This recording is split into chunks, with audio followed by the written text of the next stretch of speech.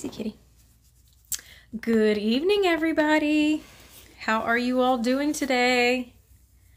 Things are going to look a little different. My ring light has finally given up the ghost, and now I need to go and get a new one. So, I hope everyone's weekend has been wonderful so far. If you're here in the States, hopefully you're...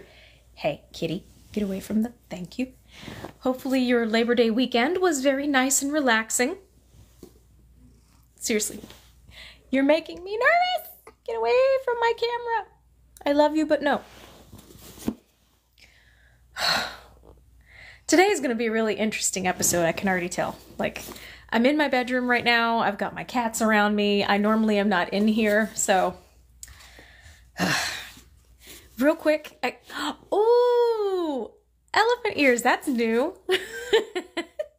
Real quick, can you guys give me a heads up, thumbs up, smiley faces, hearts, something to let me know if you can hear me all right? I think you should be able to, but just in case.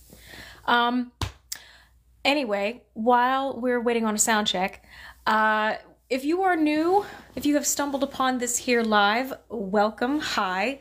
You have stumbled upon a book reading. We typically do these every Monday from 8 to maybe like 9-ish Eastern Standard Time. Volume's good. Okay, good. So we typically do about an hour-long book reading. If you have missed the last 2 readings, don't you worry. I've got them already listed on my YouTube channel. So if you just go into my bio here, you can hit the YouTube link and it'll take you right to my content that I have, hi baby, that I've uploaded from here onto YouTube. So it also includes all of the other books that I've read through so far, and also my main content that I have here on TikTok. So if you know me as Nikki Nick's Child, hello. All of that main content is also available on my YouTube channel. So usually we wait till about 5 after for people to get logged on and to get a drink, get into their comfy clothes, things like that. Or if you're some of my viewers, it's in the early hours of the morning and you're hopefully snuggled in bed and just getting all comfy.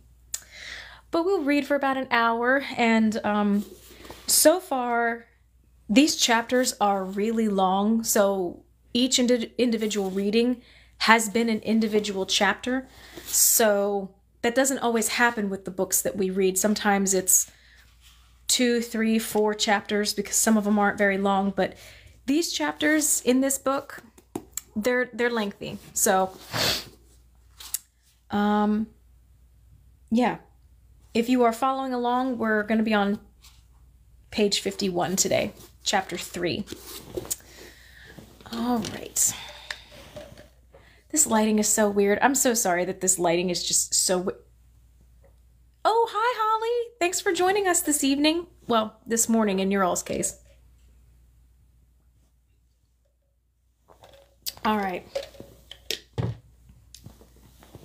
Kitties, everybody pick a spot and don't bug me for like an hour. Okay. Chapter 3.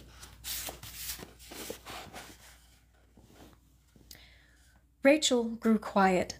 She stopped attending Inna and did not rise from her blanket until Leah shook her and insisted she help the rest of the women in their work. Only then would Rachel spin or weave or work the garden, but wordlessly and without a smile. Jacob could not rouse her from her sadness. Rebuffed by her unbending silence, he stopped calling her to him at night.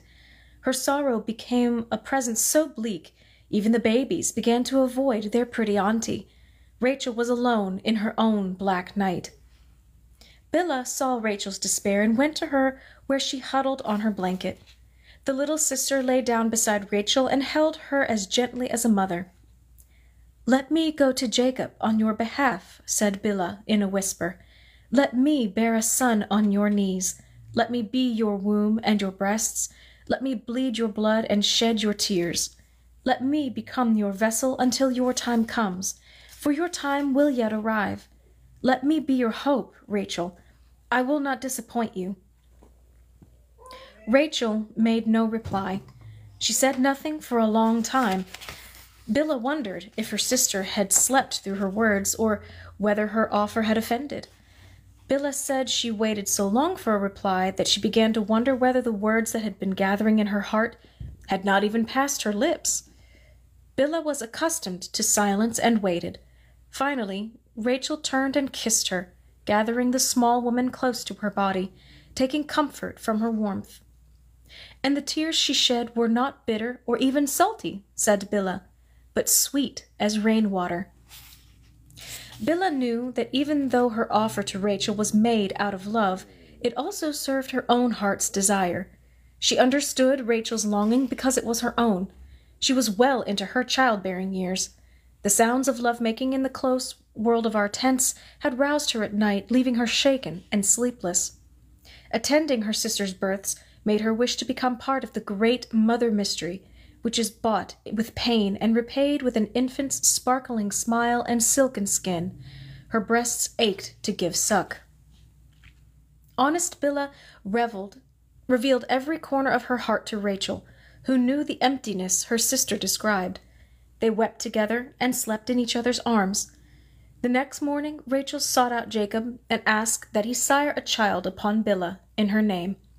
This was not a request, for it was Rachel's right to have a child of Jacob. There was no other permission to seek or get. Jacob agreed. Why would he not? Leah nursed her latest son, and Rachel's back had been turned to him for long months. So that night, on the full moon of a chill month, Bilhah went to Jacob, and left him the next morning, no longer a maiden, though not a bride.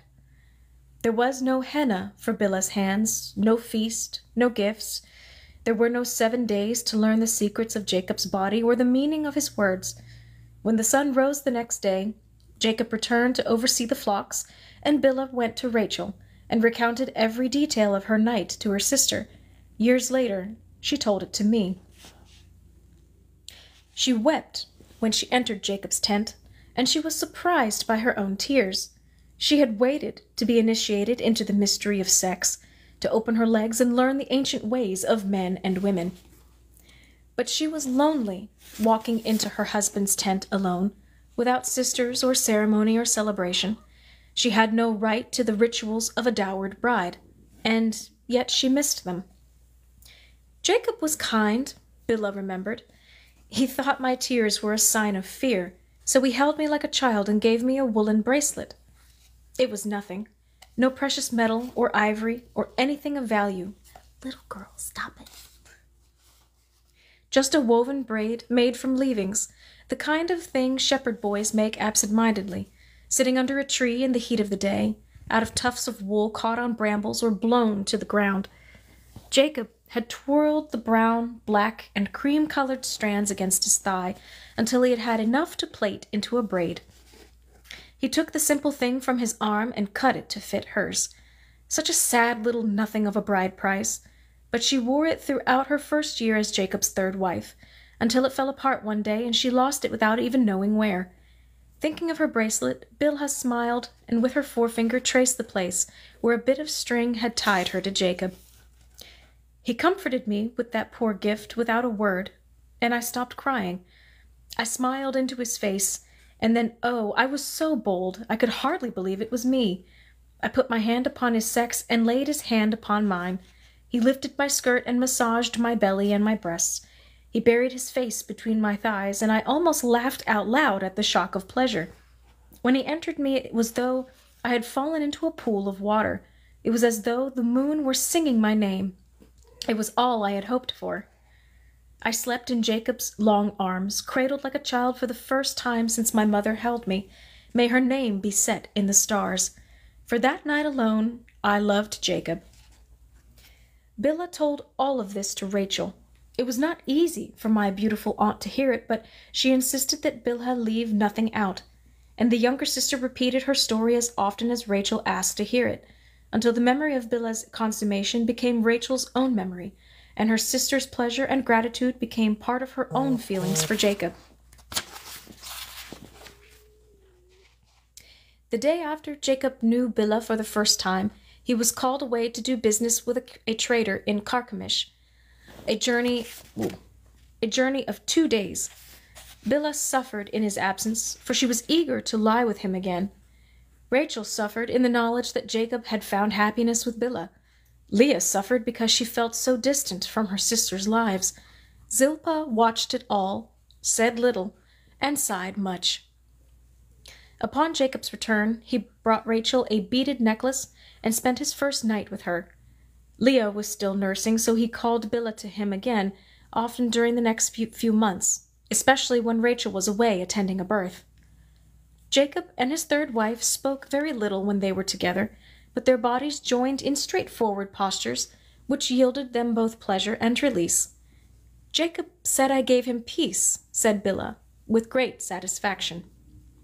Bilhah conceived. Rachel greeted the news with kisses and rejoiced with her sister. As the months passed and her belly grew, Rachel coddled her and asked her to name every sensation, every twinge, every mood. Did Bilhah know at what moment life had taken root? Was the tiredness of pregnancy felt in her knees or in her eyes? Did she crave salt or sweet? The two of them shared a blanket during Bilhah's pregnancy. The barren woman felt the slow swell of her sister's belly and the gathering heaviness of her breasts. She watched the flesh stretch in tan bands across the brown belly and thighs, and noticed the changing color of her nipples. As the child grew in Bilhah, draining her of color and energy, Rachel bloomed. She grew soft and round along with Bilhah, and the hollows of that sadness had carved in her cheeks disappeared. She laughed and played with her nephews and the other children of the camp. She baked bread and made cheese without being asked. She lived so deeply inside Bilhah's pregnancy that during the 9 months Rachel's ankles grew swollen, and when the time came for the baby to enter the world, Rachel called Inna to be midwife so that she alone could stand behind Bilhah during her travail and hold her and suffer with her. Happily for Bilhah, the birth was as simple and quick as the pregnancy had been difficult. After a morning's worth of panting and groaning, she stood on the bricks while Rachel crouched around her. Little girl. Bilhah's elbows rested on Rachel's splayed knees, and it was as if the two women shared a womb for the awful hour when the baby pushed his way out. Their faces strained and reddened together, and they cried out with a single voice when his head appeared. Inna said it was as though a two-headed woman had given birth, and declared it one of the strangest things she had seen. When the boy was delivered and the cord severed, Rachel held him first, her eyes streaming for a very long time, or so it seemed to Bilhah, who bit her tongue and waited for the moment she would embrace the first issue of her womb. Bilhah's eyes followed Rachel's every move as she wiped the blood from the baby's body and checked to see that he was whole and unblemished. Bilhah barely breathed as the moments passed and her arms remained empty, but she said nothing. By law, this son belonged to Rachel. Which cat is this one? This is Kylie. Right, baby girl? She's my old lady.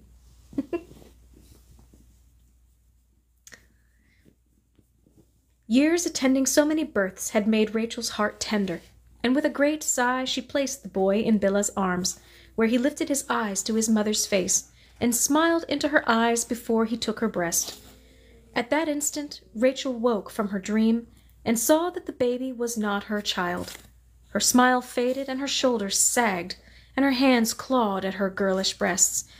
Inna had told Rachel that if she let the baby suck there long enough, he would find milk within her, and she would become his milk mother. But Rachel had no faith in her body's ability to sustain life. Putting a child to nurse on an empty breast would cause suffering to her son, who was not hers at all but Bilhah's. Besides, Bilhah might sicken and even die if she did not empty her breasts, for she had seen that happen.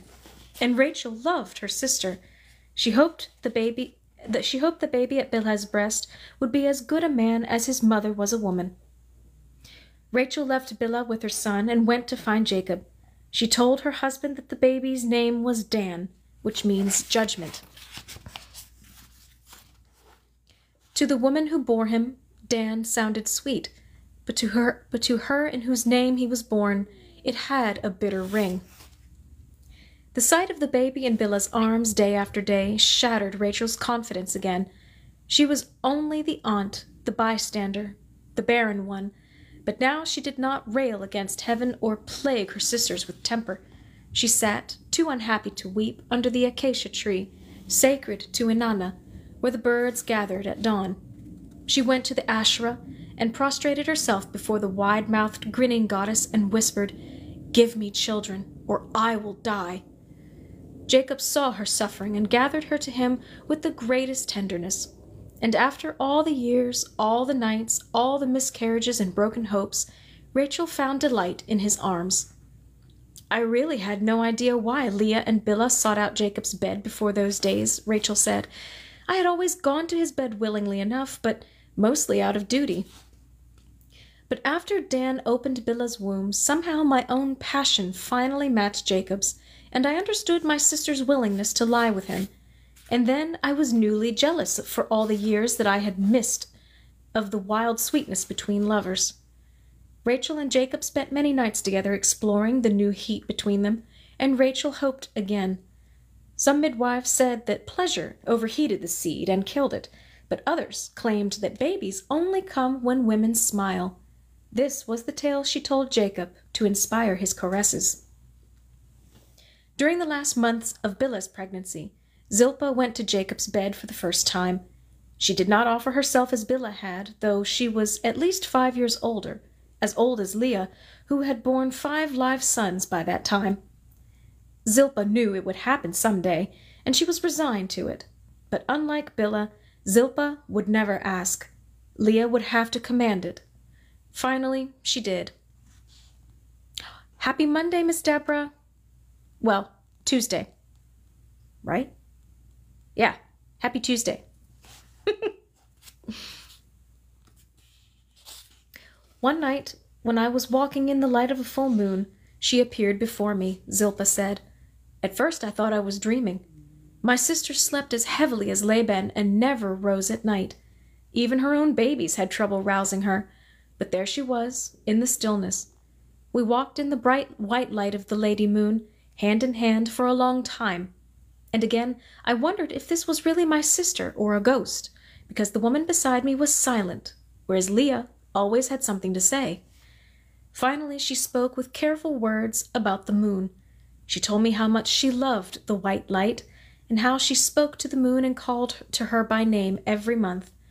Leah said the moon was the only face of the goddess that seemed open to her because of the way the moon called forth the filling and emptying of her body. My sister was wise, said Zilpah. She stopped and faced me and took both my hands in hers and asked, "Are you ready to swallow the moon at last?" What could I say? It was my time. Indeed, it was possible that she had waited too long, and Zilpah half hoped that she was too old, at 25, to bear. Age alone was no good augury. Rachel had been barren from her youth, despite all her efforts, and Leah, fertile as a watered plain, showed no sign of giving off. The only way to discover what a mother of life had in store for Zilpah was for her to go into Jacob and become the least of his wives. The next morning Leah spoke to Jacob. Bilhah offered to put henna on Zilpah's hands, but she set her mouth and refused. That night she walked slowly to Jacob's tent, where he lay with her and knew her. Zilpah took no pleasure from Jacob's touch.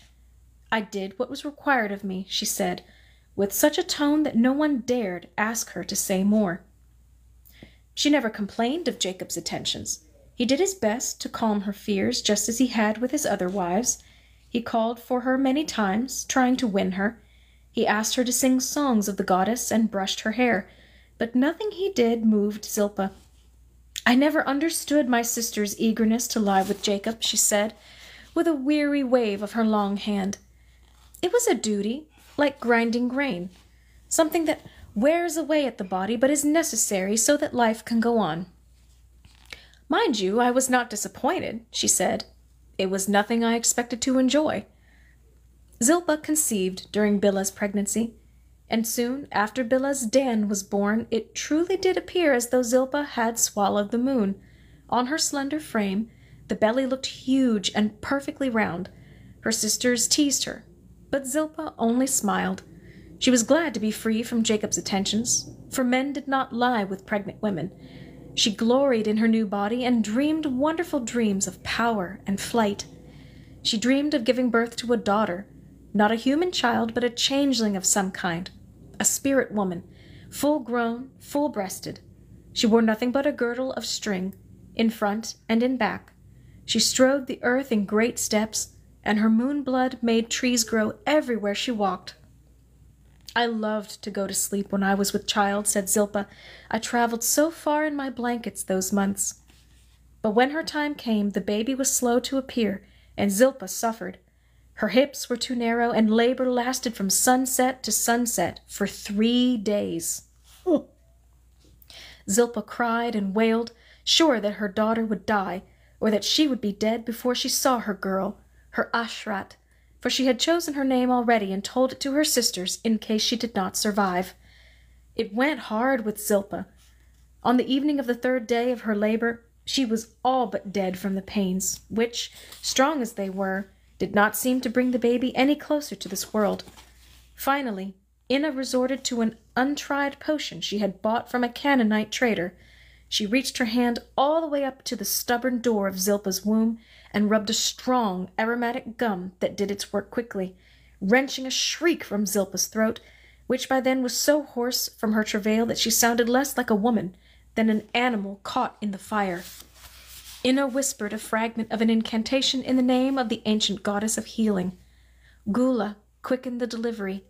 Gula, I appeal to you, miserable and distraught, tortured by pain, your servant. Be merciful and hear this prayer." Soon Zilpah was up on the bricks, with Leah standing behind her, supporting the birth of the child conceived in her name. Zilpah had no more tears by the time Inna directed her to push. She was ashen and cold. She was half dead, and there was no strength even to scream when the baby finally came, tearing her flesh, front and back. It was not the hoped-for daughter, but a boy, long, thin, and black-haired. Leah hugged her sister and declared her lucky to have such a son, and lucky to be alive. Leah named him Gad for luck, and said, "May he bring you the moon and the stars, and keep you safe in your old age." But the rejoicing in the red tent was cut short because Zilpah cried out again. The pain had returned. I am dying," she sobbed, weeping for the son who would never know his mother. "He will live as I did," she wailed, "the orphan of a concubine, haunted by dreams of a cold, dead mother. Unlucky one," she whispered, "unlucky son of an unlucky mother." Inna and Rachel crouched on either side of the despairing mother, seeking the source of this new pain. Inna took Rachel's hand and placed it on Zilpah's belly, showing her a second child in the womb. "Don't give up yet, little mother," Inna said to Zilpah. "You will bear twins tonight. Didn't you dream of that? Not much of a priestess, is she?" She grinned. The second baby came quickly, since Gad had opened the way. He fell out of his mother's womb like ripe fruit, another boy, also dark but much smaller than the first. But his mother did not see him. A river of blood followed in his wake, and the light in Zilpah's eyes went out. Time and again Inna and Rachel packed her womb with wool and herbs to staunch the bleeding. They wet her lips with water and strong honeyed brews. They sang healing hymns and burned incense to keep her spirit from flying out of the tent. But Zilpah lay on the blanket, not dead, but not alive either, for 8 days and more. She was not aware of the circumcision of Gad or her second son, whom Leah named Asher, for the goddess Zilpah loved. Leah nursed the boys, and so did Bilhah and one of the bondswomen. After 10 days, Zilpah moaned and lifted her hands. "I dreamed 2 sons," she croaked. "Is it so?" They brought the babies to her, dark and thriving, and Zilpah laughed. Zilpah's laughter was a rare sound, but the names made her chuckle. Gad and Asher, luck and the goddess. It sounded like the name from a myth from the old days, she said. And I was Ninmah, the exalted lady who birthed it all. Zilpah ate and drank and healed, though she could not nurse her sons. Her breasts had gone dry in her illness. But this was a sorrow she could bear. She had 2 sons, both fine and strong, and she did not regret her dream daughter. When they grew to boyhood and left her side, Zilpah sorrowed over the fact that she had no girl to teach. But when she held them in her arms, she tasted only the joy of mothers, the sweetest tears. Inna told her that she should take care not to bear for at least 2 years. But Zilpah had no intention of going through such pain again. She had given her family 2 sons. She sought out Jacob one morning before he left for the pasture, and told him that another pregnancy would surely kill her. She asked that he remember this when he called a wife to his bed, and she never slept with Jacob again. Indeed, Jacob had trembled when he learned that he had gotten twins upon her. He was one of 2 himself, and it had caused him nothing but grief. Forget that they shared their mother's womb, he ordered. It was so, not because Jacob commanded it, but because the 2 were different. Gad, long and lean, with his flutes and drum; Asher, the short, wiry husbandsman, with his father's talent with animals. Leah's next pregnancy also brought twin boys, Naphtali and Issachar. Unlike Zilpah's, though, these twins looked so much alike that, as children, not even their mother could always tell them apart. Only Bilhah, who could see every leaf on a tree in its own light, was never fooled by those 2, who loved each other with a kind of quiet harmony that none of my other brothers knew. Poor Bilhah! After Dan, all her babies, a boy and 2 girls, died before weaning. But she never let her sorrow poison her heart, and she loved the rest of us instead.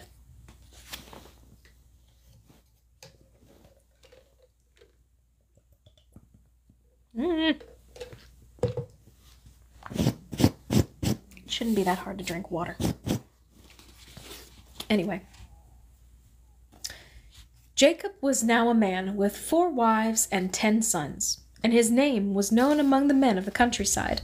He was a good father and took his boys with him into the hills as soon as they were able to carry their own water, and he taught them the ways of sheep and goats, the secrets of good pasturage, the habits of long walking, the skills of sling and spear. There, too, far from the tents of their mothers, he told them the terrible story of his father Isaac. When Jacob and his sons stayed in the far pastures keeping watch where a jackal had been seen, or simply to enjoy the cool night air of a summer month, he would tell his sons the story of how his grandfather, Abram, bound Isaac hand and foot, and then raised a knife above the boy's throat to give El the sacrifice of his favorite son. El was the only god to whom Jacob bowed down, a jealous, mysterious god, too fearsome, he said, to be fashioned as an idol by human hands, too big to be contained by any place, even a place as big as the sky. El was the god of Abram, Isaac, and Jacob, and it was Jacob's wish that his sons accept this El as their god too. Jacob was a weaver of words, and he would catch his eager audience in the threads of his tale, telling of the glinting knife, Isaac's eyes wide with fright. The rescue came at the last possible moment, when the knife was at Isaac's throat, and a drop of blood trickled down his neck, just like the tears falling from Abram's brimming eyes. But then a fiery spirit stayed the old man's hand and brought a pure white ram to be sacrificed in Isaac's stead. Reuben and Simon, Levi and Judah would stare at their father's arm, stretched out against the starry night, and shudder to think of themselves on the altar. The God of my fathers is a merciful God, Jacob said. But when Zilpah heard the story from her sons, she said, What kind of mercy is that? To scare the spit dry in poor Isaac's mouth. Your father's God may be great, but he is cruel. Years later, when his grandsons finally met the boy of the story, by then an old man, they were appalled to hear how Isaac stuttered, still frightened by his father's knife. Jacob's sons adored their father, and his neighbors respected his success, but he was uneasy. Laban owned everything he had attained, the flocks, the bondsmen and their families, the fruit of the garden, the wool for trade. Nor was Jacob alone in his resentment of Laban. Leah and Rachel, Bilhah and Zilpah chafed under the rule of their father, who seemed to grow more crude and arrogant as the years passed. He treated his own daughters like slaves, and cuffed their sons. He profited from the labor of their looms without a word of thanks. He leered at the bondswomen and took their beer as a bribe against his lust. He mistreated Ruti every day. The four sisters spoke of these things in the red tent, which they always entered a day before the rest of the women in the camp. Perhaps their early years together, when they were the only women in the camp, created a habit in their bodies that brought on the flow of blood some hours before the bondswomen. Or perhaps it was simply the need of their hearts to spend a day among themselves. In any event, the bondswomen did not complain, nor was it their place to say anything. Besides, Jacob's wives would always greet them with sweets as they entered to celebrate the new moon and rest on the straw. Ruti said nothing, but her blackened eyes and her bruises reproached them. No older than Leah, Ruti had grown haggard in their midst. After the birth of her sons, Laban had treated her well. The tight-fisted goat had even bought her bangles to brighten her wrists and ankles. But then she gave off bearing, and he began to hit her and call her names so ugly my mothers would not repeat them to me. Ruti's shoulders stooped with despair, and several of her teeth were broken from the force of Laban's fists. Even so, he continued to use her body for his own pleasure, a thought that made my mothers shudder. For all their pity, Jacob's wives did not embrace Ruti. She was the mother of their sons' rivals, their material enemy. The bondswomen saw how the sisters kept themselves apart from her, and they followed suit. Even her own sons laughed at her and treated her like a dog. Ruti, already alone, kept to herself. She became such a ragged, battered misery to look at that no one saw her. When she came to Rachel desperate for help, she seemed more a ghost than a woman. "Lady, I beg you, give me the herbs to cast out the baby I carry," she whispered in a cold, flat hiss. "I would rather die than give him another son, and if it is a girl, I will drown her before she is old enough to suffer at his hands." "Help me for the sake of your husband's sons," said Ruti in a voice from the other side of the grave. "I know you will not do it for me. You hate me, all of you." Rachel brought Ruti's words to her sisters, who listened in silence and were ashamed. "Do you know how to do that?" asked Leah. Rachel waved a hand, dismissing the question as beneath consideration. It was not a difficult matter, especially since Ruti was in the first month. Bilhah's eyes blazed. "We are no better than he is to have let her suffer alone, to have given her no comfort, no help." Zilpah turned to Rachel and asked, "When will you do it?" "We must wait for the next new moon, when all the women come to us," Rachel answered. "Laban is too stupid to suspect anything. I don't think even the subtlest among them realizes what we know and do among ourselves, but it is better to be careful." The sisters did not change in their apparent treatment of Ruti. They did not speak to her or show her any special kindness, but at night, when Laban snored, one of the four would find her, huddled on her filthy blanket in a far corner of the tent, and feed her broth or honeyed bread. Zilpah took on Ruti's suffering as her own. She could not bear the emptiness in her eyes, or the despair that hung about her like a fog from the world of the dead. She took to visiting her every night to whisper words of encouragement into Ruti's ears, but she only lay there, deaf to any hope. Finally, the moon waned, and all the women entered the red tent. Leah stood before the bondswomen and lied with a pure heart. "Ruti is unwell. Her courses are overdue, but her belly is hot, and we fear a miscarriage tonight. Rachel will do everything she can, with herbs and incantations, to save the child. Let us care for our sister Ruti." But within a few minutes, it was clear to most of them that Rachel's administrations were intended not to save the baby, but to cast it out. They watched, from the far side of the red tent, where cakes and wine sat untouched, as Rachel mixed a black herbal brew, which Ruti drank in silence.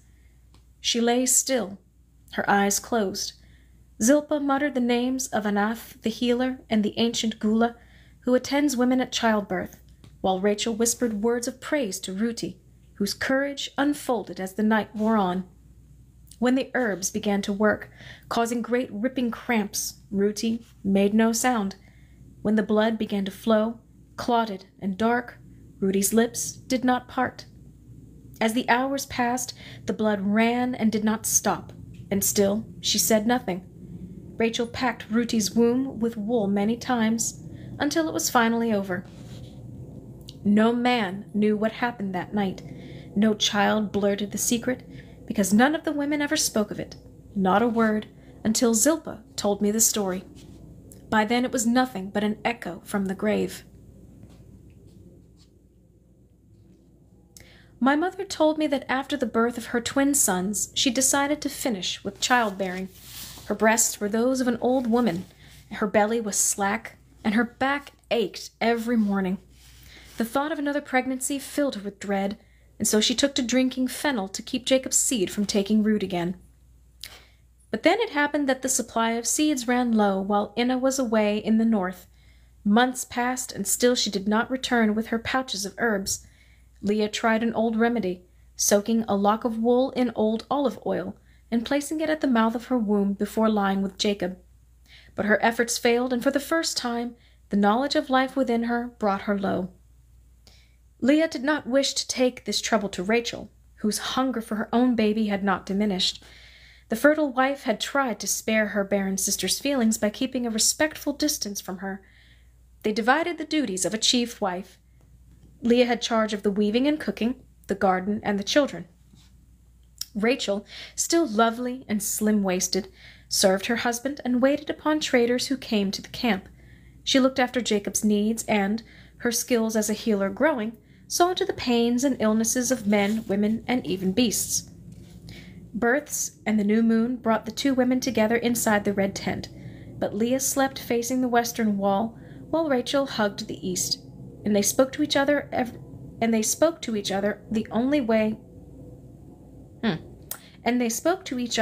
only by way of their sisters, Leah through Zilpah, Rachel through Bilhah.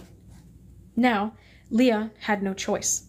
Inna had not returned, and Rachel was the only one who knew the herbs, the prayers, the proper massage. There was no one else to ask. As Rachel left to attend the birth in a nearby camp, Leah made some excuse about fetching water and rushed her steps until she was at Rachel's side. Leah's cheeks burned, and she cast her eyes downward as she asked her sister to help her as she had helped Ruti. Rachel surprised her with the gentleness of her answer. "Do not do away with your daughter," she said. "You are carrying a girl." "Then she will die," Leah answered, thinking of Rachel's miscarriages. Inna had pronounced them all girls. "And even if she lives, she will not know her mother because I am nearly dead from bearing." But Rachel argued for all of the sisters, who had long saved their treasures for a daughter. "We will do everything for you as you carry their girl. Leah," she said, using her sister's name for the first time in either woman's history. "Please," she asked. "Do as I say before I tell Zilpah," Rachel threatened mischievously. "She will make your life a misery of scorned goddesses if she discovers your plans." Leah laughed and relented, for her wish for a daughter was still strong. "While I slept in my mother's womb, I appeared to her and to each of my aunties in vivid dreams. Bilhah dreamed of me one night while she lay in Jacob's arms.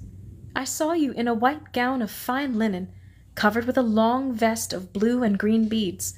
Your hair was braided, and you carried a fine basket through a pasture greener than any I'd ever seen. You walked among queens, but you were alone. Rachel dreamed of my birth. You appeared at your mother's womb with your eyes open and your mouth full of perfect little teeth. You spoke as you slithered out from between her legs, saying, 'Hello, mothers, I am here at last. Is there nothing to eat?' That made us laugh. There were hundreds of women attending your birth, some of them dressed in outlandish clothing, shocking colors, shorn heads. We all laughed and laughed. I woke in the middle of the night laughing. My mother, Leah, said she dreamed of me every night. You and I whispered to each other like old friends. You were very wise, telling me what to eat to calm my upset stomach, how to settle a quarrel between Reuben and Simon. I told you all about Jacob, your father, and about your aunties. You told me about the other side of the universe, where darkness and light are not separated. You were such good company, I hated to wake up. One thing that bothered me about those dreams, said my mother, was that I could never see your face. You were always behind me, just beyond my left shoulder, and every time I turned to catch a glimpse of you, you disappeared. Zilpa's dream was not filled with laughter or companionship. She said she saw me weeping a river of blood that gave rise to flat green monsters that opened mouths filled with rows of sharp teeth. Even so, you were unafraid, said Zilpa. You walked upon their backs and tamed their ugliness, and disappeared into the sun. I was born during a full moon in a springtime remembered for a plenitude of lambs. Zilpa stood on my mother's left side, while Billa supported her on the right. Inna was there, to be on hand for the celebration and to catch the afterbirth in her ancient bucket, but Leah had asked Rachel to be midwife and catch me. It was an easy birth. After all the boys before me, I came quickly and as painlessly as birth can be. I was big as Judah, who had been the biggest. Inna pronounced me Leah's daughter in a voice full of satisfaction.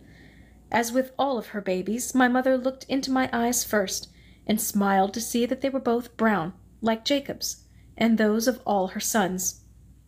After Rachel wiped me clean, she handed me to Zilpa, who embraced me, and then to Billa, who kissed me as well. I took my mother's breast with an eager mouth, and all the women of the camp clapped their hands for my mother and for me. Billa fed my mother honeyed milk and cake. She washed Leah's hair with perfumed water, and she massaged her feet. While Leah slept, Rachel, Zilpa, and Billa took me out into the moonlight and put henna on my feet and hands, as though I were a bride. They spoke 100 blessings around me, north, south, east, and west, to protect me against Lamashtu and the other baby-stealing demons. They gave me 1,000 kisses. In the morning, my mother began to count out 2 moon cycles in the red tent. After the birth of a boy, mothers rested for 1 moon to the next. But the birth of a birth-giver required a longer period of separation from the world of men. The 2nd month was such a delight, my mother told me. My sisters treated us both like queens. You were never left lying upon a blanket for a moment. There were always arms to hold you, cuddle you, embrace you.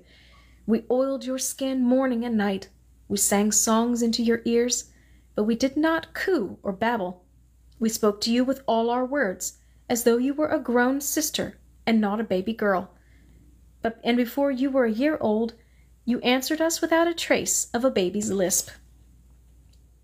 As I was passed from my mother to one auntie after another, they debated my name. This conversation never ceased, and each woman argued for a favorite she had long hoped to give a daughter of her own. Billa offered Adani in a memory of my grandmother, Ada, who had loved them all.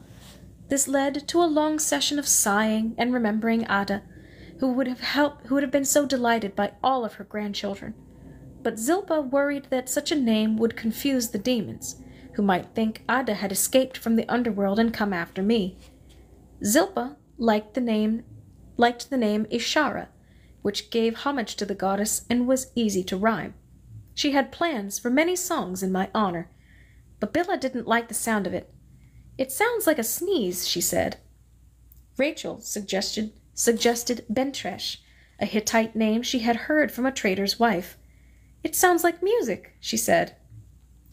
Leah listened to them all, and when her sisters got too heated in their arguments about her daughter, threatened to call me Lilu, a name they all hated. In the 2nd full moon after my birth, Leah rejoined her husband and told Jacob my name. She told me that I picked it myself. During my 60 days, I whispered every name my sister suggested into your little ear, every name I had ever heard, and even some I invented myself. But when I said, Dina, you let the nipple fall from your mouth and looked up at me. So you are Dina, my last born, my daughter, my memory. Joseph was conceived in the days following my birth. Rachel had gone to Jacob with the news that he had finally sired a healthy girl. Her eyes shone as she told him, and Jacob smiled to see how his barren wife took pleasure in Leah's baby. That night, after they had enjoyed each other in the gentle fashion of familiar couples, Rachel dreamed of her first son and woke up smiling. She told no one when her moon blood failed to come. The many false starts and early losses haunted her, and she guarded her secret closely. She went to the red tent at the new moon and changed the straw as though she had soiled it.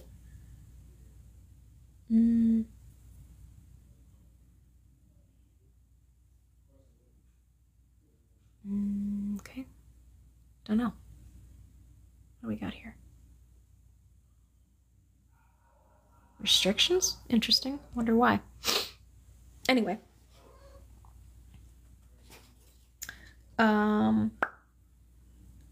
She told no one when her moon blood failed to come. The many false starts and early losses haunted her, and she guarded her secret closely. She went to the red tent at the new moon and changed the straw as though she had soiled it. She was so slender that the slight thickening of her waist went unnoticed by everyone but Bilhah, who kept her own counsel. At the 4th month, Rachel went to Inna, who told her that the signs looked good for this boy, and Rachel began to hope. She showed her swelling belly to her sisters, who danced in a circle around her. She put Jacob's hand on the hillock of her womb. The father of 10 sons wept. Rachel grew sway-backed. Her little breast grew full and painful. Her perfect ankles swelled. But she found nothing but delight in the complaints of breeding women. She began to sing as she tended the cooking fires and took up her spindle. Her family was surprised at the sweetness of her voice, which they had never heard raised in song. Jacob slept with Rachel every night of her pregnancy, a shocking breach of manners and an incitement to demons. But he would not listen to warning, and Rachel basked in his attention as she grew large. In her 8th month, Rachel began to sicken. Her skin paled and her hair fell out. She could barely stand without falling into a faint. Fear swallowed her hope, and she called for Inna, who prescribed strong broths made from the bones of rams and bulls. She told Rachel to rest and came to visit her friend as often as she could. Inna came to deliver Rachel. The baby's feet were down, and there was bleeding long before he appeared. Inna's efforts to turn the child caused Rachel terrible pain, and she cried out pitifully, so pitifully that all the children of the camp burst into tears at the sound. Jacob sat on the bama, staring at the face of the goddess, wondering whether he ought to make some offering to her, even though he had promised to worship his father's God only. He tore at the grass and held his head until he could stand the sounds of her screams no longer, and he went off to the high pasture until Rachel was delivered. It was 2 days before Reuben was sent to bring him back, 2 terrible days in which Leah and Zilpah and Bilhah each bade Rachel goodbye. It seemed so certain that she would die. But Inna did not give up. She gave Rachel every herb and every medicine in her pouches. She tried combinations that no herb weaver had used. She muttered secret prayers, though she was not initiated into the mysteries of magic words and incantations.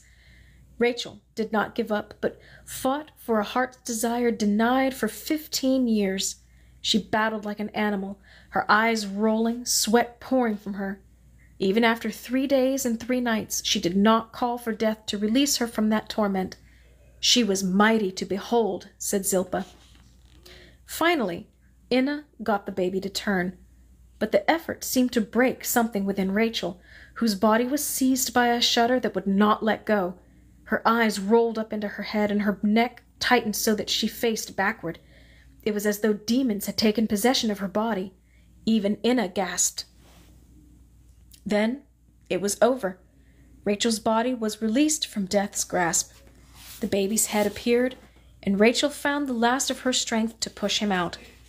He was small, with a big patch of hair, and a baby like all babies, wrinkled, homely, and perfect. Best of all, he was Rachel's. The tent fell silent as every woman wept grateful tears. Without a word, Inna cut the cord and Bilhah caught the afterbirth. Leah cleaned Rachel, and Zilpah washed the baby. They sighed and wiped their eyes. Rachel would live to see her baby grow. Rachel recovered slowly, but she could not give suck. 3 days after Joseph's birth, her breast grew hard and hot. Warm compresses eased her pain, but the milk dried up. Leah, who was nursing me at the time, took Joseph to her breast as well. Rachel's old anger at Leah flared at that, but it vanished when she discovered that Joseph was a fretful baby who screamed and squirmed until he lay in his own mother's arms.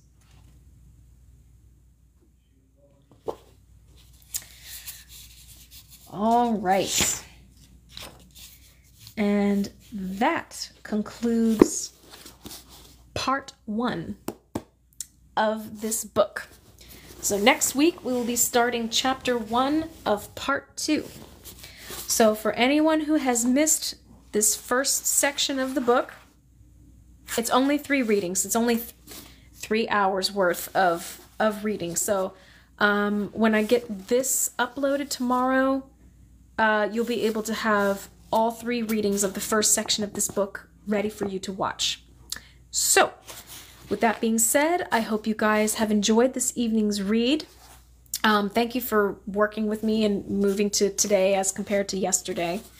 It will be Monday, this coming Monday, so we're back on our normal schedule. 8 to 9-ish, as you can see, we're a little bit before 9 today. But I really do want to just kind of let the chapters guide how long we read. So far, it's been about an hour per chapter. So, all right, guys. Until then, I hope you have a safe and wonderful rest of your week. Please stay hydrated. Please stay safe. And I'll see you guys on Monday. Bye.